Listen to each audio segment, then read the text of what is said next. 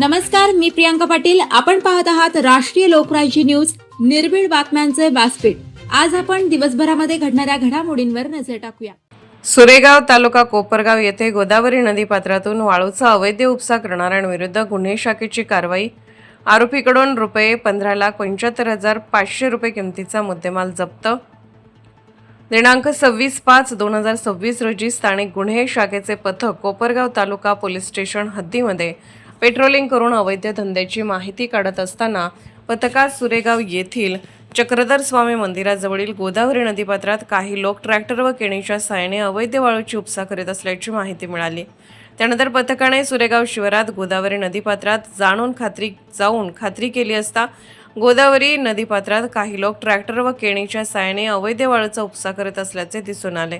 तेव्हा पथकाने त्यांच्यावर छापा टाकणे करीत जात असताना काही लोक पळून गेले व काही इसमांना ताब्यात घेऊन त्यांचे नावगाव विचारले असता त्यांनी त्यांची नावे अमर जाधव, मेहर खाम वय 30 वर्ष, सुरेगाव तालुका कोपगाव, राहुल चांगदेव पगारे वय 20 वर्ष, राहणार वेळापूर तालुका कोपरगाव असे असल्याचे सांगितले.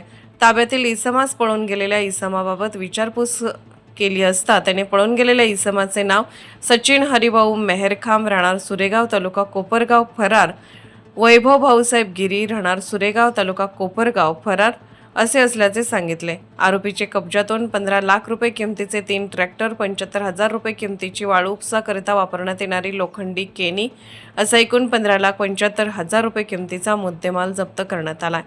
ताब्यातील आरोपी विरुद्ध कोपरगाव तालुका पोलीस ठाणे गुन्हा रजिस्टर नंबर 220/2026 भारतीय न्याय संहिता 2023 चे कलम 303(2) सह पर्यावरण संरक्षण कायदा कलम 315 प्रमाणे गुन्हा दाखल करण्यात आला असून पुढील तपास कोपरगाव तालुका पोलीस ठाणे करत आहेत.